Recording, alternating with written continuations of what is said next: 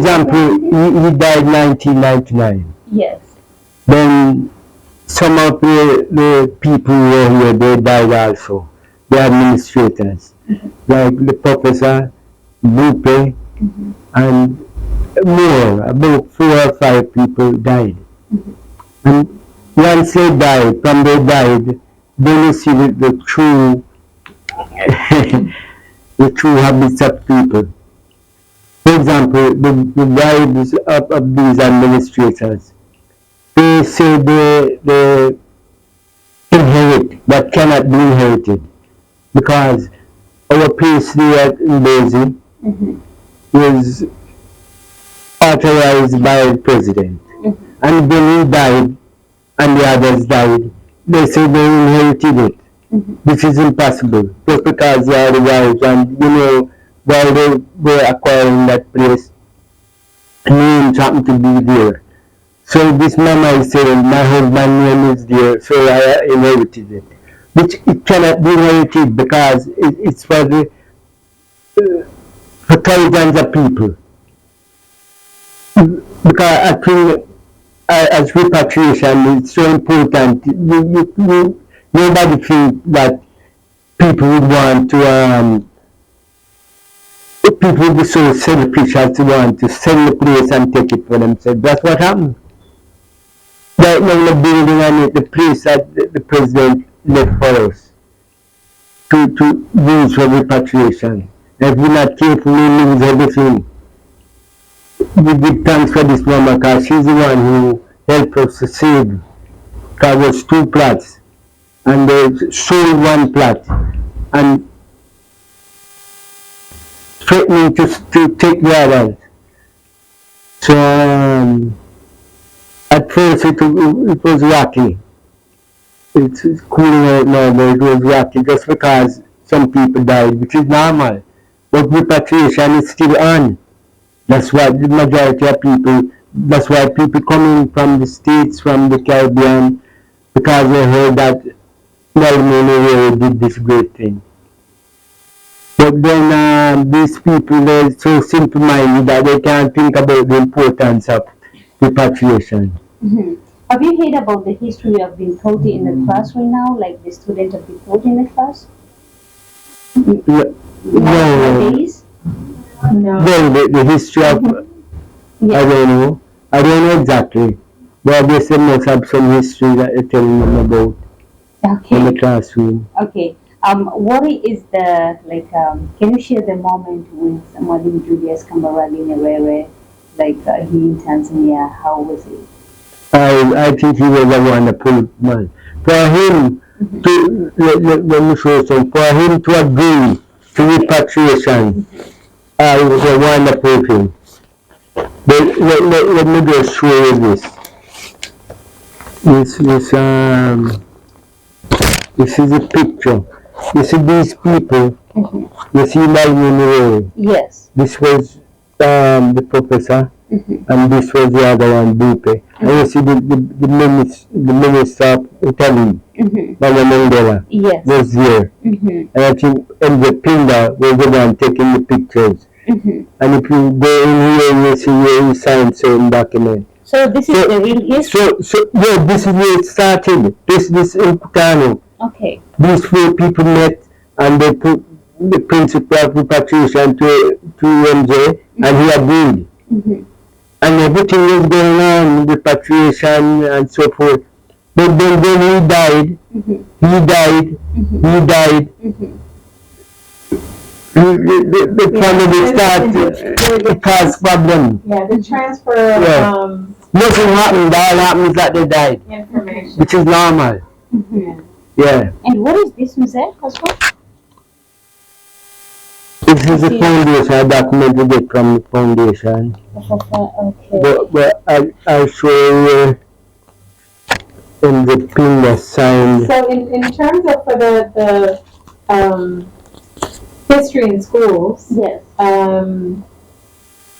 it's you see the legacy of colonialism in the education system as well, because like I told you, we have events at our NGO's office. And oftentimes we have students from a few of the schools in Dar, and we've even shown a documentary on Mwalimu Nyerere. And some of the things after the show, I usually ask questions, and some of the students, some of the questions they couldn't answer. Most of them, they seem to know what is really happening to people, or they shock like, oh my God, I haven't seen this. Some of it's like half. Okay. So some things they know, you know, and because every year there's a commemoration in October, right? Oh yeah, sure. Right. So we do something every October as well. Oh. And so the students, there are some things that will come up in some of the documentaries that they didn't know. Really? Yeah. So some things they know, but there's still some things that they didn't. That means teachers, you have to watch this, and they have to learn from you guys, like what you taught them, like what you teach the students right now, like the documentary. They have to see them all so that they can teach the students. Right, and they can also share with their peers and pass it on to the next generation. You know, we are the keepers of our legacy, of our history. Wow. You know? Yes. Yeah, we have to tell our own stories. Exactly. So you see, this is telling how important President Nyerere was, because you see the kind of subjects, that's the kind of subject they were discussing in this meeting here that you saw here. Those 4 people. And you see Andre Pinda. You see. Yes. Yeah. See the yes, so he was there, so just that he was taking the pictures and so forth. Right? So, yeah, he's our historian as far as so President Nyerere, he was just ideal. Yeah, we agreed with him. Then he gave us land, 1,000 acres. Wow, where is it? Yeah, that was offered. We could just take it immediately, but only 100 was taken in Kigoma. Yeah, we chose to go to Kigoma, and all we could get is 100 acres. But we could search, the capacity to search we didn't have. But you could search and take any amount of land you want. Yeah. So, it was very welcoming for us. By the president and the government, and there was that problem. Just after the people start dying now, it was confusion. Because I almost never have anywhere to live, although I suppose that we are supposed to be at Mbezi Beach. That's the purpose of it, repatriation. But that is showing, you know, how people think. Because everyone was going well, while everyone was alive. no problem. Everyone, and the wives, that's it. They were so happy that we were going to be repatriated and everything will go well. But it didn't happen after he died. What is the most thing you miss about Julius Nyerere? He was a wonderful president. He's truly a Pan-Africanist.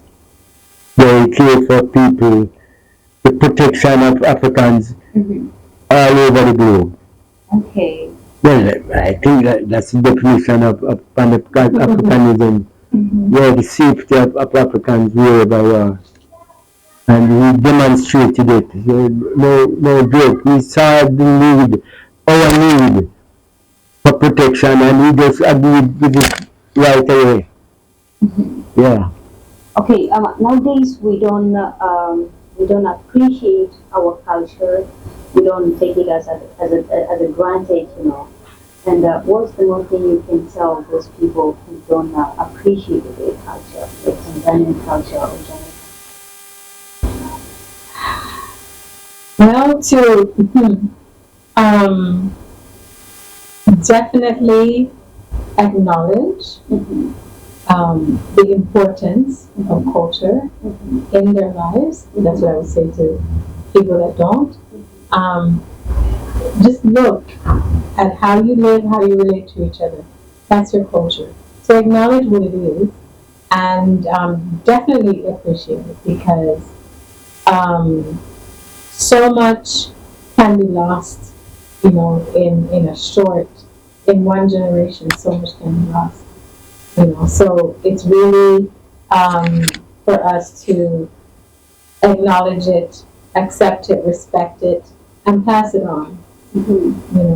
Some things should change.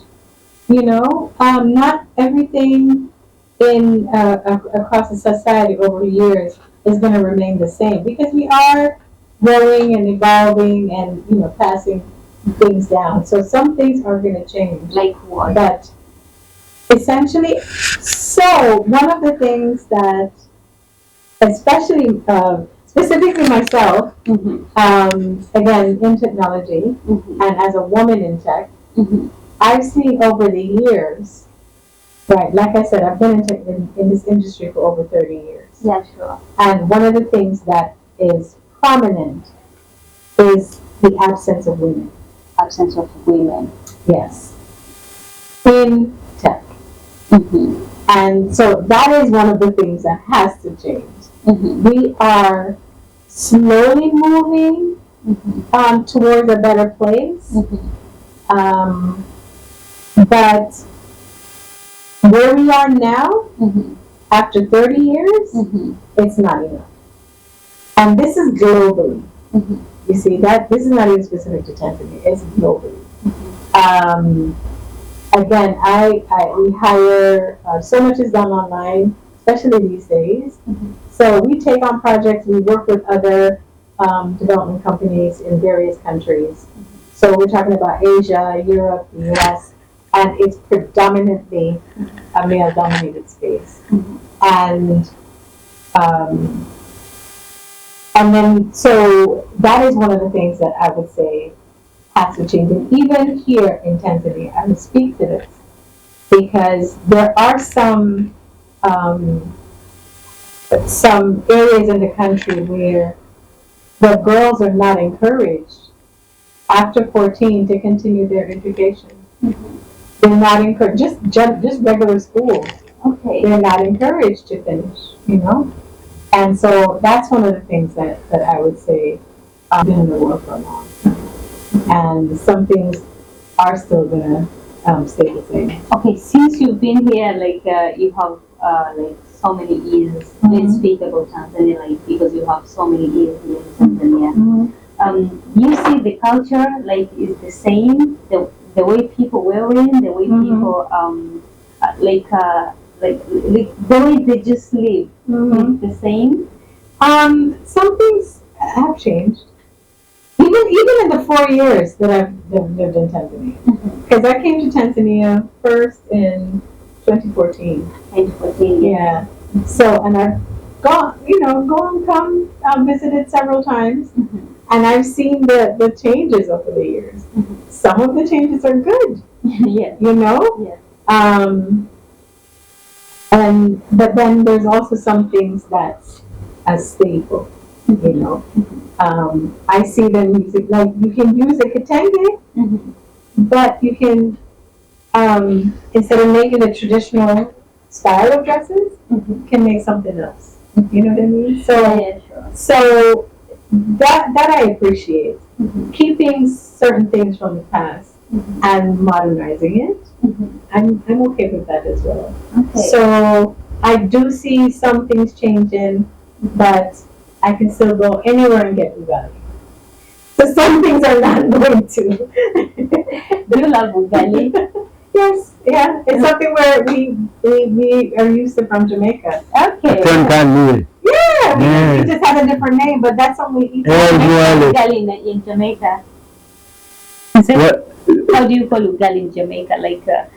Like you have the same ugali in Jamaica. It's a little different though. Yeah. Because with our turn we boil it, put everything in it. You must put coconut. That's number one. Really? Yeah, you must put coconut juice in it. And then they put everything in it, vegetable and so forth in that one pot. I don't know about it. Yeah, that's it. But the thing is, I think we do that again because of the I think the residue of so many of the colonial period. All right. Yeah.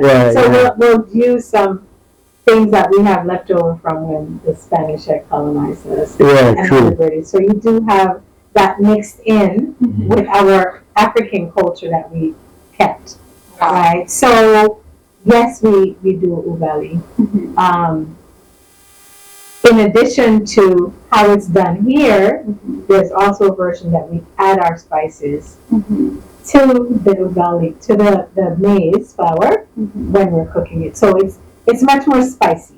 Okay. Yeah, and it's very savory because we might add turmeric, we might add some peppers.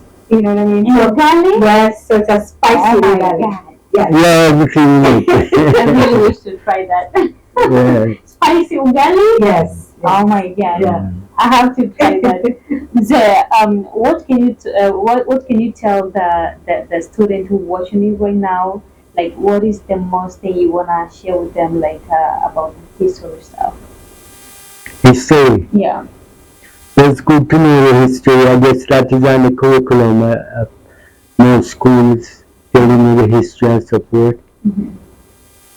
But it's like the whole education system need to have a different approach, goal, yeah, so that one can leave school and manage something one time, live, do something to live. I guess that will take a time to change. Yeah, but I think we're doing well now because one good thing about Tanzania is like almost everybody can read. Never know that no English or so forth, but at one time it was compulsory for everyone to go to school and learn. So there's a good system here, it's just to improve upon that. I think we're doing well, Lada. And how about leaders? What the most thing you can advise them right now? Since we're in the progress of election, you know. Well, after election, the leaders, the very keeping because you know what he said, Joshua, Yes. because hockey, yeah, prevent hockey, hockey is justice. They need to deal with that more because I experienced it, people building on the house that the President Nyerere gave for repatriation, building right now a big house because of bribery, those kind of things. So the subject of 1 minute food must be concentrated on 1 minute food mean honesty. Yeah, that need to be dealt with. Yeah, you can't have the court running. For example, in our case, they have a domestic court of inheritance when the case has nothing at all to do with inheritance. And I don't want to say this because we see it now, but I know some bribery go on there. Corruption. That is one of the things that, is, you can find it in so many societies, so many countries. And I think even in the West, it's there. Africa, though, has to rise above all of that. That's true. Yeah. In general, Africa has to rise above that. Okay, and let me back to you. And since we're in an upcoming election, like the biggest election, what's the most thing you're gonna advise the leaders who are watching you right now? Leaders or those who want to be leaders? Okay, so one of the things I look at or look to as my philosophy is when you are a leader, you are it's a job. You are representing the people. Exactly. You are there for the people. So one of the things I would say is that the leaders has to ensure that they are truly representing the people. that you are there on behalf of those in your constituents and those in your community, right? It shouldn't be just before election, there's a lot of campaigning and a lot of promises, but then after election, nothing happens, you know? In Jamaica, it's in so many places around the world. It is a thing that comes with politics, you know? And they would say, "Oh, we're going to build this road," and then and then after election, there is no road.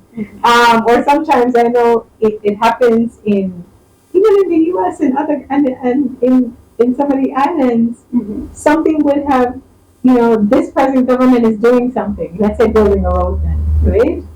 And the next government comes in and they stop that. And it's not because it wasn't a good idea. It's because I don't want to do something that my predecessor was doing. I want to do something different. Yeah, so I find that and so to me is really ensure that the community, the people that entrust you with this job, right, that you are doing it for them, that you are listening to them and their needs, right, and really occupying that office with honesty, justice, truth, reciprocity. Those are the things that should govern, your position in that office, whatever it is, if it's a local government, all the way up, you know what I mean? Because these are people's lives and livelihood, so whatever decisions are made should really factor in the people. It's like parents. If your parents, whatever decision you make, you're going to make sure your children have food. You know what I'm saying? Whatever you're doing and decisions you're making about a job or whatever, you're going to ensure that your family is okay. And so it's the same. It's just that it's on a bigger level, So I would say factor in the people and show that. And remember us. That we are here. Our loyalty is with the continent. And we want to be a part of, we want to contribute, we want to lock arms and move forward. We refer So guys, we were talking about the impact of colonialism and development in Africa. I'm pretty sure you get a lot from Mzee and Miss Nana. And what's the advice you can give to people watching me right now, like about history stuff? Well, like I was saying before, we have to tell our own story. And so it means that we should take every opportunity that we can to document our story and ensure that we tell it from our perspective. Wow. And ensure that we pass it on. So that's one of the things I would say. And also to be proud of who we are and where we're coming from, and use that confidently to say that we are going to participate in all of the achievements that Africa has begun, is making, and Tanzania, all of the things that's good that's happening, right? As here, not right, should participate and contribute to that. Thank you so much for that. About you, Mzee? Yeah, whatever history we're dealing with, we should include, because we should include ANU, African Union is called, because yes, their intention is to unite all of Africa, so it become United States of Africa. Because that's when we will be strong, and if we have that integrity, of course we can only develop. And that's why these people they want us to come together. That unity they won't want because they know how powerful it would be. Because we have the resources, they're depending on us now, even the IT team, certain resources in Africa, they need it. And they will really take it by force. So we have to be careful and be honest with what we're dealing with. Okay. So that's how we should use the history, because they took us out of what we were in our little comfort zone, and put us in all kinds of things and exploiting us. So we cannot forget that. Okay. Our job is to return to that state that we were in before this slavery thing. So that's how we have to concentrate on history. Okay. Yeah, to return to what is good. Thank you so much. And I'm pretty sure you want to know like the six direct about the like what can I say, like the service they have done to six direct one a day. Can you please mention like what are you? The organization. Yeah. Well, in addition to helping the historic diaspora to settle and to really contribute to Tanzania, we are a community service organization, and so there's several things that we do as vehicles for us who are new to Tanzania to then start participating in different activities and working with the Tanzanians, you know, to help things to go better. One of the activities is in the eco space. So we heard about Safi Day. Safi Day, yes. Yes, which is the day when someone They can were last. done by actually at the beach in India as well. Yes, but we started this in Cocoa Beach. Okay. But Safi Day is, you know, when we got here, we knew that it was an activity that the government had instituted in order to help the Tanzanians to clean up their community. And so that's something that we decided to do as well, to play our part.